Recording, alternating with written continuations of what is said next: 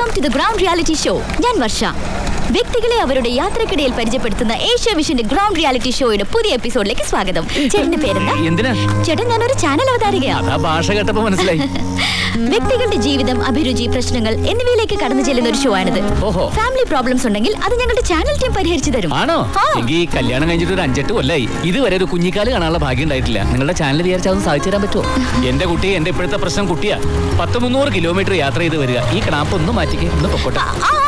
അങ്ങനെ പോകാൻ പറ്റില്ല. എനിക്കറിയാം എന്തോ ഒരു വിഷമം ചേട്ടനെ അലട്ടുന്നില്ലേ അല്ലേ? കൈനോട്ടക്കാരിയാ എന്റെ കുട്ടി. ടോൾസ്റ്റോയ് പറഞ്ഞിട്ടുണ്ട്, സന്തോഷമുള്ള മനുഷ്യരെല്ലാം ഒരുപോലെയാണ്. എന്നാൽ ദുഃഖവും പ്രശ്നമുള്ള ഓരോരുത്തരും അവരവരുടെ രീതികളിൽ വ്യത്യസ്തരായിരിക്കും. കോടിക്കണക്കിന് സമ്പാദ്യം കാണും, പക്ഷെ പഞ്ചസാര ഇട്ട് ചായ കുടിക്കാൻ പറ്റില്ല. എന്താ? ഷുഗർ. കാഴ്ചയിൽ യോഗ്യരായിട്ടുള്ള ഭാര്യയും ഭർത്താവും ആയിരിക്കും, പക്ഷെ ഡൈവേഴ്സ് പെറ്റീഷൻ ഒപ്പിട്ടിട്ട് നിൽക്കുകയായിരിക്കും.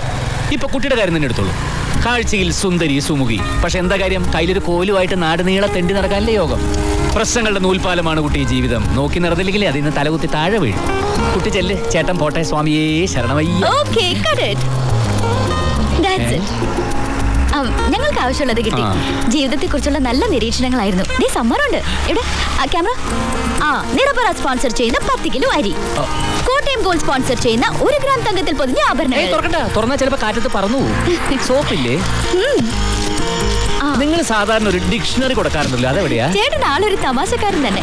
എന്തായാലും നമുക്ക് വീണ്ടും കാണാം. അത് വേണോ? ഒരു കൈ കൊടു മാഷേ. Thank you. Okay guys, come on.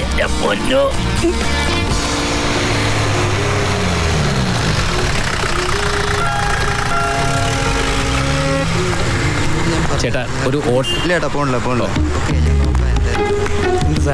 Hello. ഒരു ഇല്ല, പോണില്ല. ഓട്ടം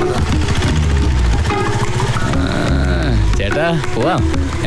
ഒരു സാധനം വായിക്കണുണ്ടല്ലോ. ഹലോ, ഇത് ഓടുന്ന ഓട്ടോയാണോ ഓടാത്ത ഓട്ടോയാണോ? ഇന്ന് പ്രത്യേകിച്ച് പണിയൊന്നുമില്ല. ഓട്ടം പോയേക്കാം. കേറിക്കോ. എങ്ങോട്ടാണെന്നൊക്കെ ചോദിച്ചാൽ എനിക്ക് ഇവിടെ ഒന്നും അത്ര പിടിയില്ല. വീട്ടിൽ നിന്ന് പിണങ്ങി ഇറങ്ങിയായിരിക്കും അല്ലേ? അടുത്ത ബാറുണ്ട്, അങ്ങോട്ട് വിടാം. അതൊന്നും വേണ്ട, എനിക്ക് സ്ഥലമൊന്നും അത്ര പിടിയില്ലാത്തോണ്ടാ. എനിക്ക് ഇദ്ദേഹത്തെ കാണേണ്ടത്. അറിയോ? അറിയോന്നോ?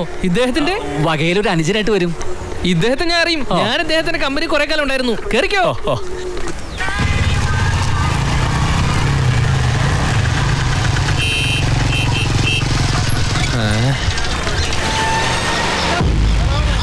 ഇവിടെയാണോ വലിയേട്ടൻ ഓഫീസ്? ഇവിടെ മാത്രല്ല, സിറ്റിയുടെ പല ഭാഗത്തും ബ്രാഞ്ചുകളുള്ള മനുഷ്യനാ. പിന്നെ ഇവിടെയാണ് മെയിൻ. നേരെ നടന്ന് വലത്തേക്ക് എന്നാ. ഇതാണ് ചില മുതലാളിമാരുടെ എളിമ എന്ന് പറയുന്നത്. വലിയേട്ടനൊരു സ്ഥിതി വെച്ചിട്ട് സിറ്റിയിൽ എവിടെ വേണമെങ്കിൽ താമസിക്കാമല്ലോ. വിട്ടിട്ട് ഇങ്ങനെ എളിമ എത്രയായി? പൈസ ഒന്നും വേണ്ട. അദ്ദേഹത്തിന് എന്നെ ഞാൻ പൈസ വാങ്ങൂല. നേരെ നടന്നോ വലത്തേക്ക്. ഓക്കേ. വലിയേട്ടൻ നാട്ടുകാരുടെ കണ്ണിലുണ്ണി തന്നെ.